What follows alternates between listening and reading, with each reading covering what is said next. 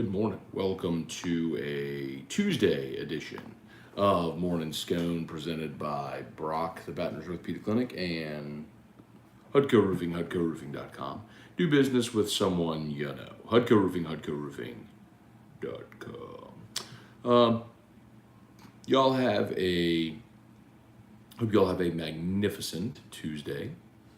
Great start to your week. Short week for ya boy. We leave on Friday for the beach, so we'll be doing beach Scone again for a few days this week.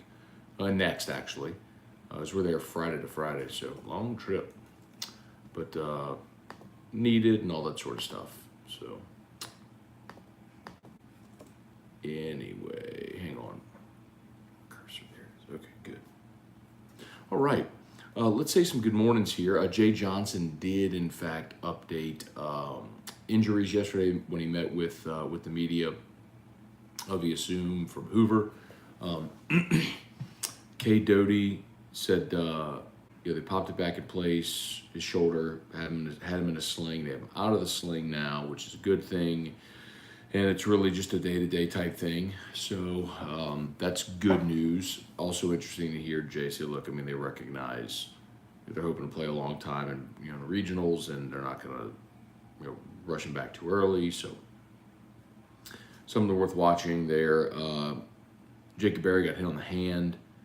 Said just a little sore, but he's working back. And Gavin Dugas, swelling has gone down, so he's still day-to-day. So Milazzo's knee hurt after he caught the one inning as a replacement last week after pinch hitting. So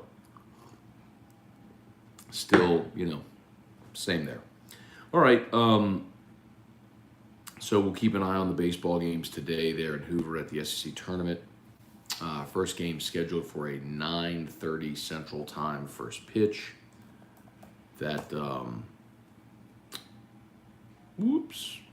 that would be Alabama against Georgia in that single elimination. So if the winner of Bama-Georgia plays Arkansas, loser's done. Winner of South Carolina-Florida plays Texas A&M, loser is done. Winner of Ole Miss-Vandy plays Tennessee, the loser is done. And the winner of Kentucky-Auburn, of course, plays LSU. So lot to look at. Let's get to y'all, see what y'all got to say. Thanks for being here as always. We'll say some good mornings. It's saying start OTAs today, by the way. Ryan Amanda Guidry, good morning. Truax, what up? Quentin Breakbill, Brian Wynn, Jerry DeLucky, good morning. Welcome home, Jerry.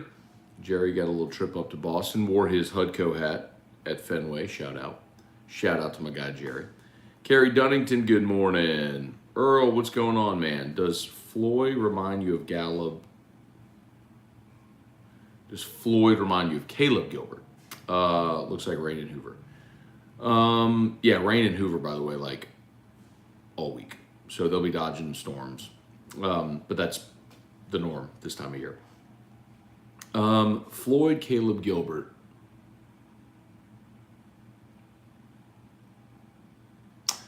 I think Gilbert's secondary stuff was better at this point than Floyd's.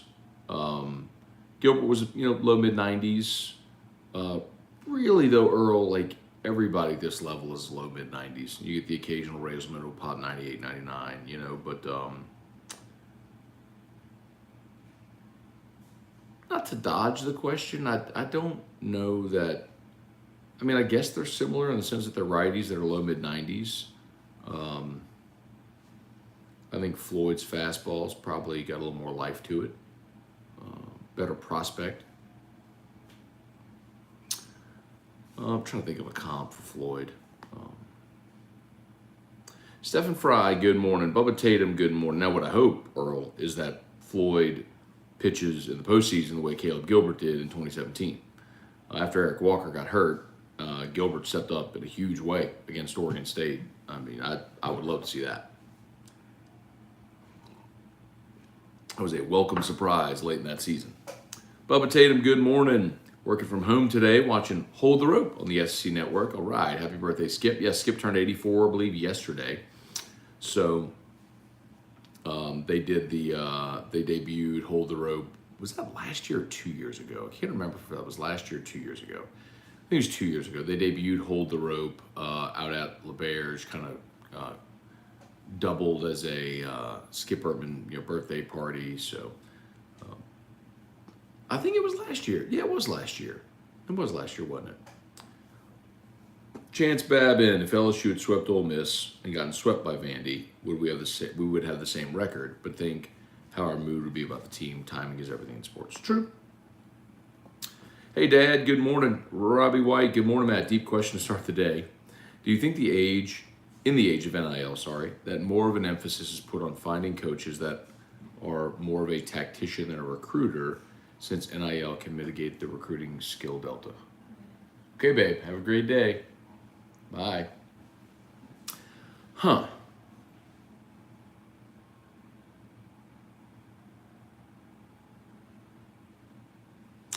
So I would say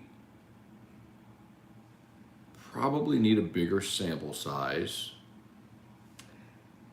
But really, Robbie, there aren't many coaches that are just recruiters. Like everybody has their skill set and sort of their expertise. I mean, Ogeron is the obvious example, right? But he's a total outlier. There's nobody else would hire a guy like that. I guess you could point to Sam Pittman at Arkansas. Maybe Shane Beamer at South Carolina, who obviously was a recruiting coordinator and really good at it. But no, I think you look at guys that are really good coaches and program builders. And it also obviously depends on the level you're hiring. If you're at the FCS or Group of Five, you're more likely to give someone a first-time head coaching opportunity. In the Power Five, especially at premier programs, you're less likely to give someone their first head coaching opportunity. You're going to go for a more proven commodity. So it's a good question. My thought would be no, because,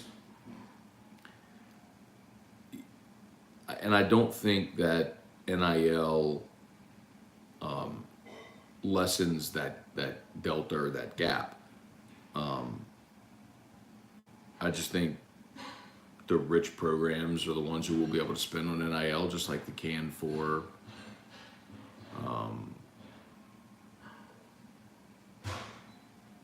facilities or coaches or anything else. Hang on.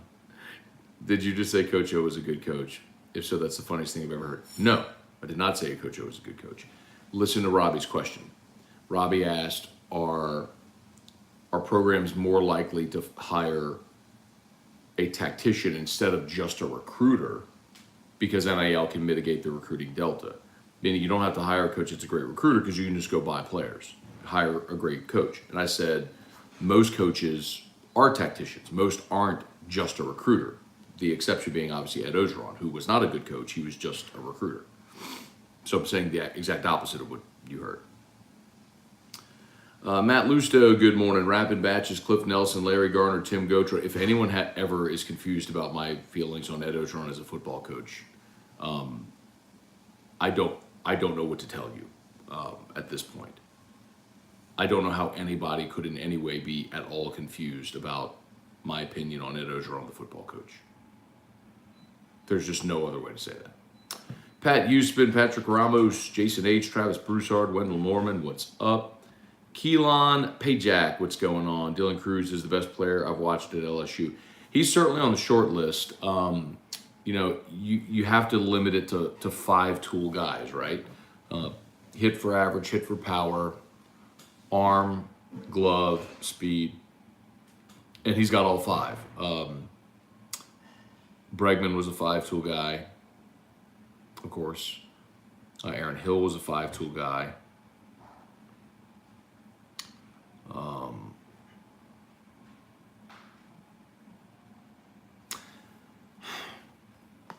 Not sure Todd Walker ever hit for power.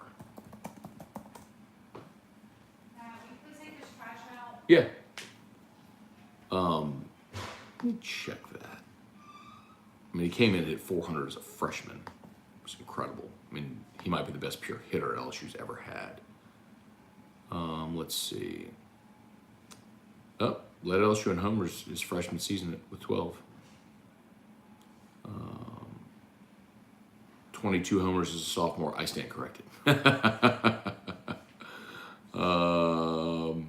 18 home runs as a junior. Yep. I mean, those are different bats, but I stand corrected. He absolutely had the power stroke. Anyway, so Todd Walker is most definitely on that list.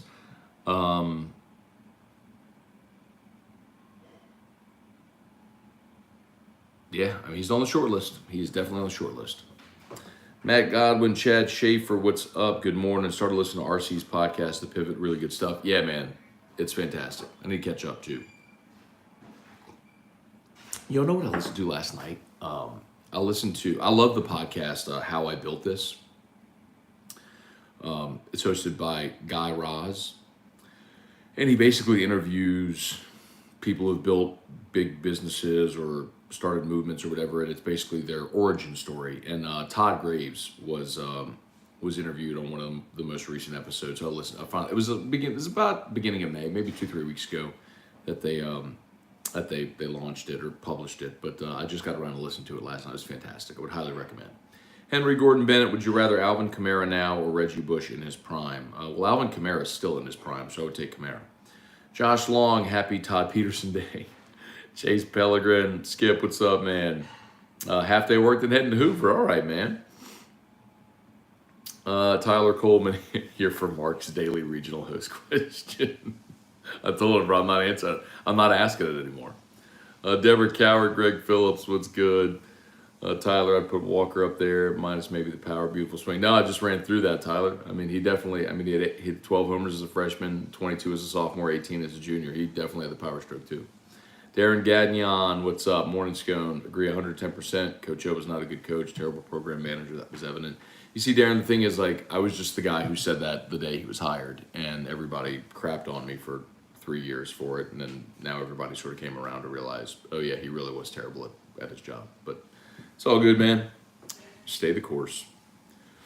LSU's in great shape right now, and Ed Ogeron is where he belongs, on a list that includes Larry Coker and Gene Chizik of awful head coaches that managed to find a way to a transcendent player that won him a championship. So, awesome. 2019 was a ton of fun, and no one's going to hire Ed Ogeron ever again to be a head coach because I think most people realize that was Joe Burrow and a tremendous cast of talent, not Ed Ogeron. Has the staff... Sean Comiskey, has the staff lost faith in Fontenot? He is struggling big time lately.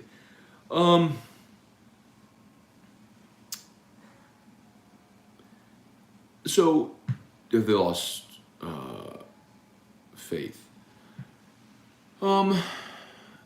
So, I wouldn't say that. I mean, everybody scuffles in baseball. It's just the name of the game, right? I think the key for Fontenot is going to be, leverage situations that suit him best. I mean, obviously, he came in relief and struggled to throw it over the plate on Saturday in previous outing. They started him against Ole Miss in Game 2 and gave up 2 homers in the first. So, it's a rough last few outings, no doubt. But he's a fifth-year guy who's capable. We've seen him make big pitches in big spots, and I think, especially in a tournament like this, he may be a super valuable guy. If you play into the weekend, you may hand him. That may be the guy that you hand the ball and say, "I need you to go get me 18 outs." And he's capable. Wendell Norman, Sports Fan 79.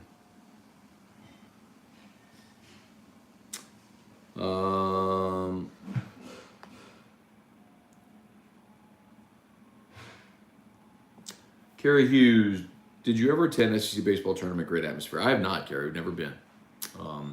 If someone asked me if we go to Hoover, it was Ben Mintz. Ben Mintz asked me yesterday, and we've never gone because it's darn near impossible to predict, right? Like, you could be there for a day, you could be there for a week, and for us, it doesn't make any sense. Like if LSU gets bounced on Tuesday or Wednesday or whatever, I guess it can be bounced on Wednesday, but it doesn't make any sense to be there for a week's worth of shows if LSU is going to be there for a day, you know. And then the other thing that's really difficult is the start times vary so much because of delay, well, not only weather delays, but they just rarely ever.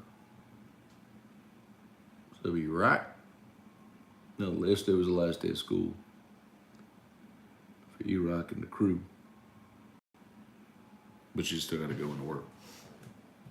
Going to see Crystal Poche today, by the way. Getting right, y'all. Saw her last week, seen her again today. Y'all check out Crystal Poche. You got pain, go see Crystal. Restored Motions. RestoredMotions.com. RestoredMotions.com. I'm a believer. I'm going to the beach, leaving on Friday. I am going to be as right as I can be if I'm going to be gone for 7 days. Where are we? Cliff Nelson. Maybe this has been covered. How is it that an NIL deal for recruits who haven't even put the uniform on and performed yet? NIL deal should be reserved for actual players. NIL for recruiting is ridiculous. Yeah, Cliff, I mean, that is the whole argument, right? But it's, I guess, kind of in the same vein of when NFL rookie contracts have become outsized, right? Jamarcus Russell got $60 million, I think 36 guaranteed, before he'd ever taken a snap, and he was a bust. So, I mean, you want to get the best players on campus. If that's what it takes now, that's what happens. The funny thing is Jimbo arguing that didn't happen when clearly it did. I mean, I told you all about Jacoby Matthews, sort of the offer sheet that Texas A&M was giving these players. So the thing is, Cliff, I mean, that is the point, right? I mean, you're effectively buying players. They're not giving them cash up front, but the offer sheet is essentially when you get on campus, first payments after 6 weeks, it's divvied up by semester and spread out over 4 years. So it's not like here's $500K. It's a 4-year NIL deal worth $125 a year or something like that, right? You get 60 per semester, and you don't get it until 6 weeks into the semester to make sure that you stay, right? Hang on 1 second, y'all.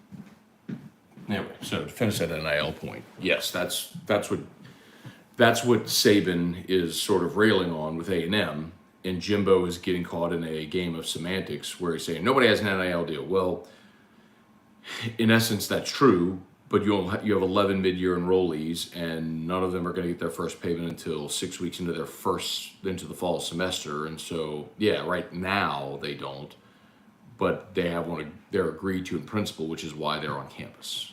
Anyway, but yes, it's ridiculous, but it's what it is, and I don't care. I mean, it's funny, like, don't y'all understand, like, that's just what's happened for, like, Sports Fan 79, NIL is ruining football. No, it's not. Like, what you neglect to acknowledge is that's happened forever under the table. Yes, like, your favorite team paid recruits. Your basketball coach just got fired for being on a federal wiretap talking about the offer he made to a recruit. Like, if you think that was a one-off and the only time it ever happened in that one sport, like, you're crazy.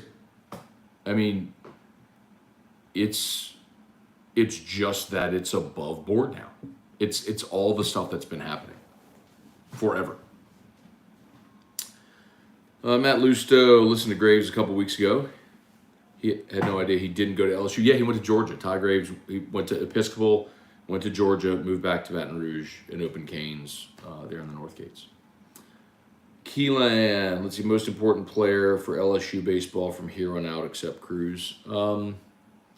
Well, I mean, I'd probably go Jacob Berry in the lineup. I mean, it's just obvious how much that impacts everything LSU does, but even, as a DH. But on the mound, I mean, it's Ty Floyd. I think you know what you're going to get from McHale, but you have to have a number 2 starter. And if Floyd is able to consistently give you what he's given you the past couple outings, that's massive. You can make a run if he does that. Cliff Nelson, what about Joey Albert Bell? See, he just didn't play very long at LSU. Like, you've got go back and look at his career. Like, Skip ran him off the team, and I'll tell you, that's the one thing. It's the one thing about hold that rope that I maybe didn't, or hold the rope, whatever it was, that I didn't love, is they did spend a lot of time on the Joey Bell stuff, and I kind of get it because he was this big sort of figure and kind of controversial, and then you became a really good major leaguer. But let's see. He had 3 seasons at LSU.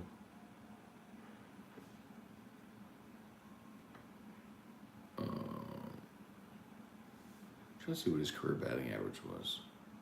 Career batting average 332, slugged 670, hit 49 career homers, 7 as a freshman, then 21 and 21 before he got kicked off the team in '87.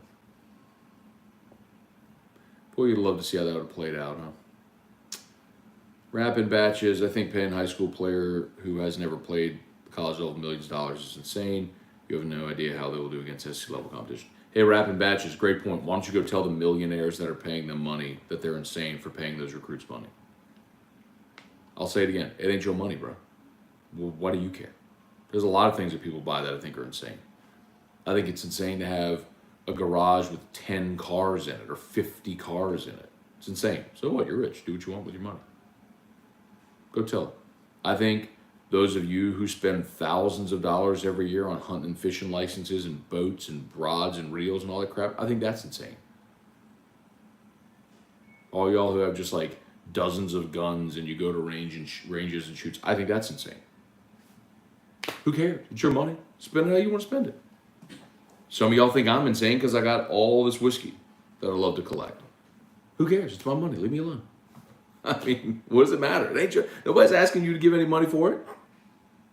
And all those people have been paying people for it anyway. Some of those rich dudes just want to see their school win. And when they're sitting up in the suite, they can say, I did the NIL to get that guy. Whatever. Again, it ain't your money, so quit worrying about it. Lowell Cormier, good morning. Tyler found the mic'd up with Jared Mitchell a few weeks ago. Good humor and content. Earl, what's up, man? Let's see, Matt, when we host, how difficult would it be to get tickets? Yeah, I mean, regional games at the box always sell out, and then they always have a standing room only crowd. So that would be my suggestion, Earl. If you can't get tickets, whenever they go on sale, would be just wait in line for standing room only, because they will pack them into the grandstand, like behind the seats there in the big foyer area. Rode Yule, what's going on? About half the first team, all SEC were transfers. Cool. That's the game. Play it. Have you cared any less this year watching LSU baseball because Jacob Berry came here from Arizona, or Eric Raiselman came here from San Francisco? Have you cared any less about LSU baseball because of their transfers? You care any less about 2019 LSU because Joe Burrow came from Ohio State? Bottom line is, when your favorite team puts on their jersey and goes on the field or the court or whatever, you're going to cheer for them, no matter what the backstory is or where those dudes came from. Alan Hurd, morning, Matt. How would you grade Jay and the staff? I think C+. Pitching is disappointing. Lack of defense. Your thoughts? Alan, I think you're high. I think you are high if you're giving them a C+. That is absolutely absurd. Brother, let me tell you something. the way you win in major college baseball right now is when you have big frontline starters at the top of a rotation, and then you build around that. LSU's running out there a fifth-year curveball pitcher as their Friday night guy. They don't have a number 2 or a number 3 that's established. They are piecemealing together outings basically in leverage situations. The way that they have managed this pitching staff alone is A plus plus plus plus plus. They have put a team without a rotation. They put a team without a rotation. Your Friday night starter to begin the year can't even get on the mound anymore. The guy who's the number 2 couldn't get on the mound for the middle part of the season. Now he's hopefully getting back into the mix. And then your number 3 guy is a freshman who wasn't pitching at all at the start of the season, is now, and is scuffling as well. Brother, I'll tell you something right now. If you are criticizing the way that this coaching staff has managed this season, you are high. You are high as a kite.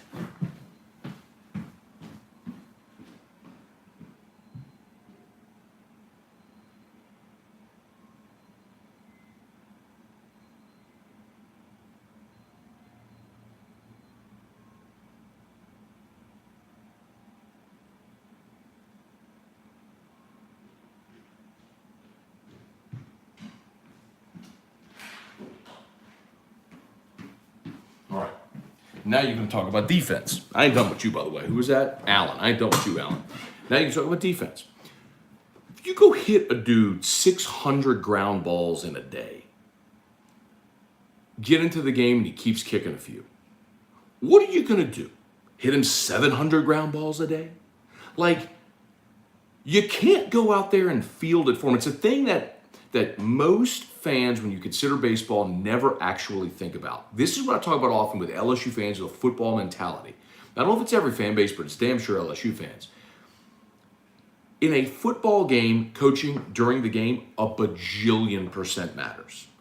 How you call plays, how you manage the clock, how you set up a defense to come back to something later, when you call a blitz, like all 100 bajillion% that matters. In baseball, the coach can't throw the pitch over the plate.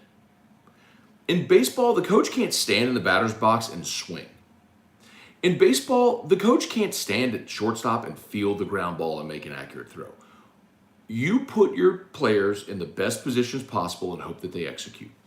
That's baseball. And usually, a manager has a few decisions a game: when to pull a pitcher, when to pinch hit, when to try to steal a base, hit and run, your strategy, like that could impact the outcome of a game.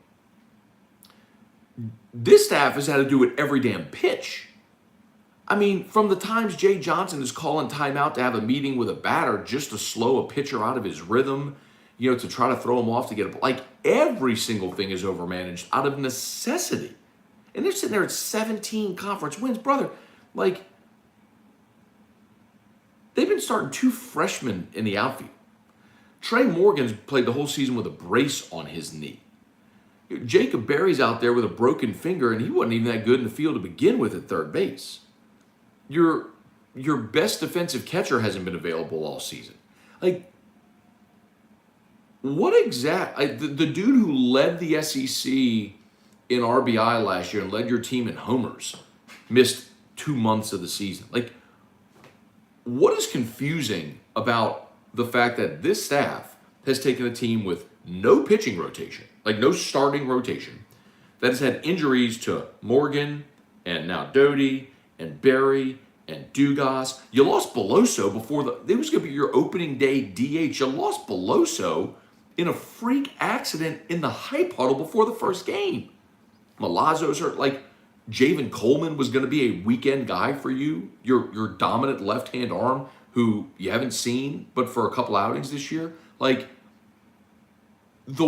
I am stunned by anybody who's criticizing the job that this coaching staff has done this year. It has been stunning that they have taken the pieces they were given and sort of Frankensteined together this team that's going to host a regional and might be playing its best baseball right now. So, Allen, my thoughts on you giving them a C plus is I think you're high.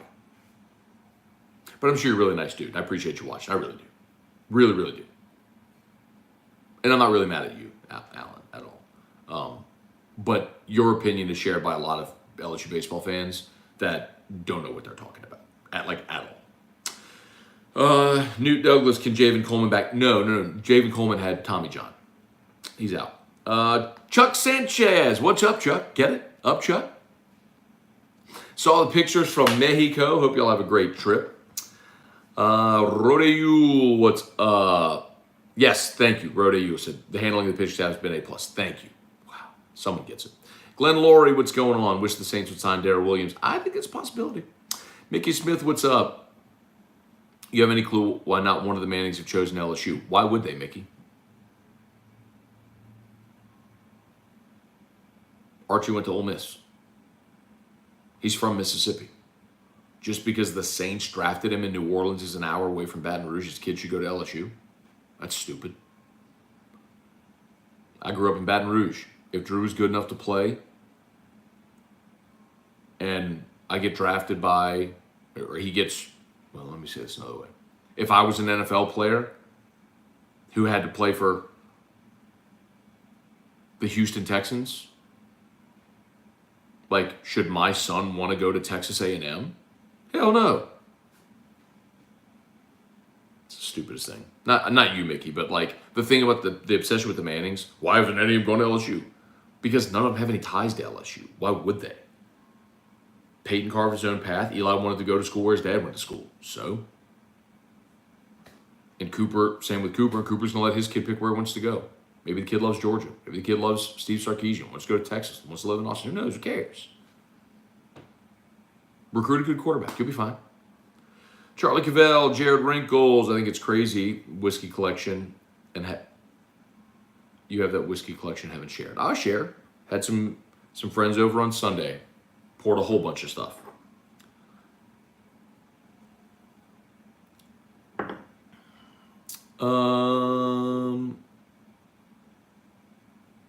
Rodeyul, that wasn't the point I was making, dude. Rodey, I was talking to Alan. I think you're mistaken.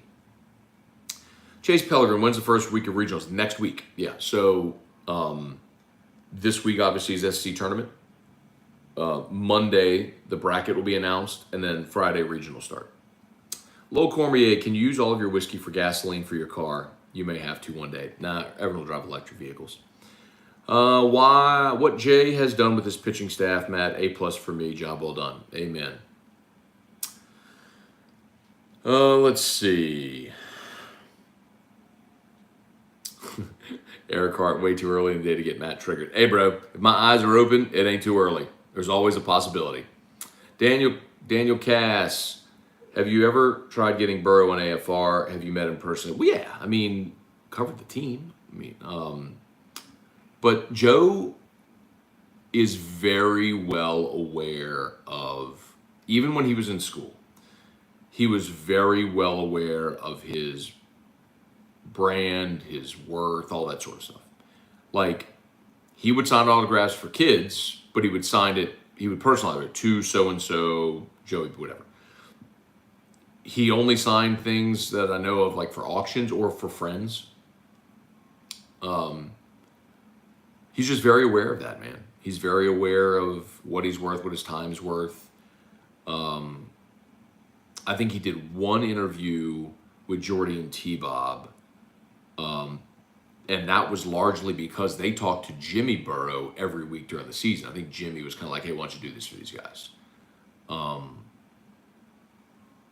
So I'm not saying like there's no shot I'll ever get him on, but I also think it's not coincidence why you only hear him on,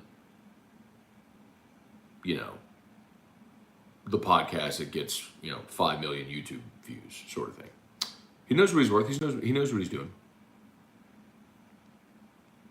Chase, do you think LSU makes it this far? If Paul Maneri was still the coach, we wouldn't have Barry and have the pitching staff. Dude is crazy giving a C+. Yeah, the C+ is crazy. And it is impossible to know because, while, yeah, you wouldn't have Barry here, you don't know what they would have done. Like, for example, Paul Gervais has been a stud. Nolan Cain's the one that found Paul Gervais. Like, that's not a Jay Johnson get. Nolan's the one that had Paul committed. He went and looked at tape of a dude who was 6'10", throwing low mid-90s, throwing 95 with that arm slot, and said, I want him. And they got him. So, and, it's funny, Gervais's coach, his JUCO coach in North Carolina, told him, like, don't go to LSU. You'll never pitch there. Stay local where you can actually get on the bump. And Paul was like, no, I'm going, man. I want to go where I can play. Or I want to go be part of LSU. It's incredible. And look at what he's done. And that was Nolan Cain. So, there are strikes and gutters. There's hits and misses. It just undeniably would look different, right, if Paul were still the coach. So it's impossible to say for sure. Mickey, but they grew up and lived in Louisiana. It doesn't matter where you grew up and lived. Like, if you're from Louisiana and you get transferred to Texas for your job and your kids are raised in Texas, are you going to raise them Texas or Texas A&M fans? Hell no. Like, you're still at your core what you are.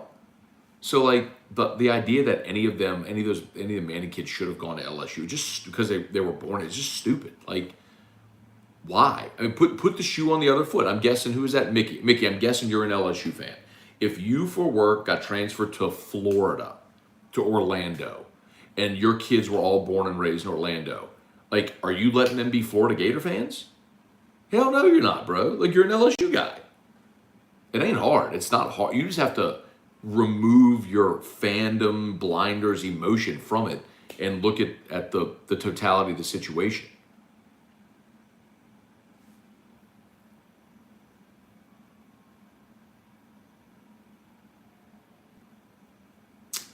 Irfan Sayad, what's good? Matt Lusto. Oh, gosh. Sorry, I'm a little behind here. Nathan West, what's up? Randall Offrecht. Matt, does Jay have any good starting pitchers coming in next season? Oh, yeah. The question is, will they show up on campus? If they can get 11 or 12 guys in this class on campus, it's the number one class in the country. You're going to lose some of these guys to the draft. And another thing, in talking to some scouts, I think I've mentioned this here before. The really challenging part about this year is there aren't in college baseball the top line dominant college pitching arms, which means teams are probably going to reach for high school arms and overdraft some high school guys, which could mean you lose guys that you thought you might have a chance to get. Brian Penton, what's good from Winchester, VA? Congrats to the man, the myth, Cruz Missiles. Yeah, Dylan Cruz, SEC co-player of the year. I can't believe he's sharing it with Sonny DeShera. I mean, congrats to Sonny DeShera on a great year. Transferring anything from Samford, led the SEC in batting average. I mean, really, congrats to him. But man, just a fat guy that catches the ball in first base and slugs homers. Like, Dylan Cruz is a elite defender at a premium position in center. He hits for power and average. It's incredible. Anyway. Sean Comiskey, are you a fan of barrel-aged wine? Can't say I've had a ton of it. Pat Huseman, speaking of crazy whiskey, my whiskey collection, I've accumulated lots of stuff. Is that a Skip Urban reference? Lots of stuff. Let's see.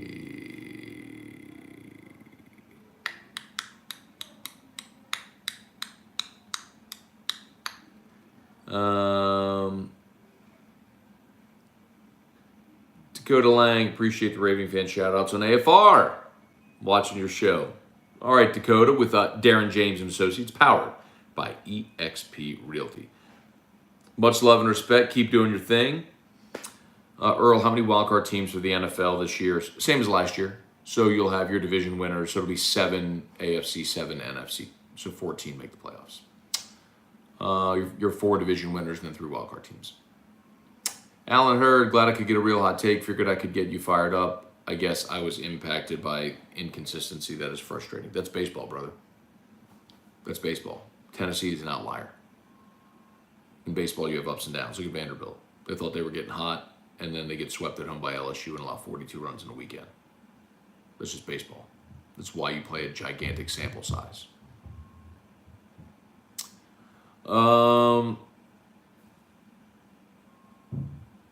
Brian Broom, what's good? Don't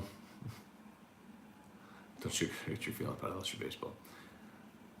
Chase Pellegrin, different topic. Who's excited for Top Gun? I am. I may actually go see that. I haven't seen a movie in the theaters in a long time. I may go see that. All right, y'all, we're just about done, and I got to go see Crystal Poche at 9. So, going to get Drew up and out of bed, and I'm going to get on down the road.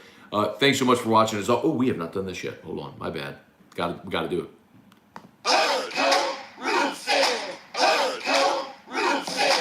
When you need a roof, call someone you know. Scone, Ontario. All you need is hardcore. Call Hardcore Roofing. 364-1007. All right, Hudco Roofing, HudcoRoofing.com, and of course, Brock, the Baton Rouge Orthopedic Clinic, brortho.com, 6 locations across the greater Baton Rouge area. Of course, their primary location inside of the Surgical Specialty Center, Bluebonnet and Perkins. They're just the best. If you need an orthopedist, you go to Brock. It's just what you do. brortho.com, brortho.com. They're tagged in the Facebook post, by the way.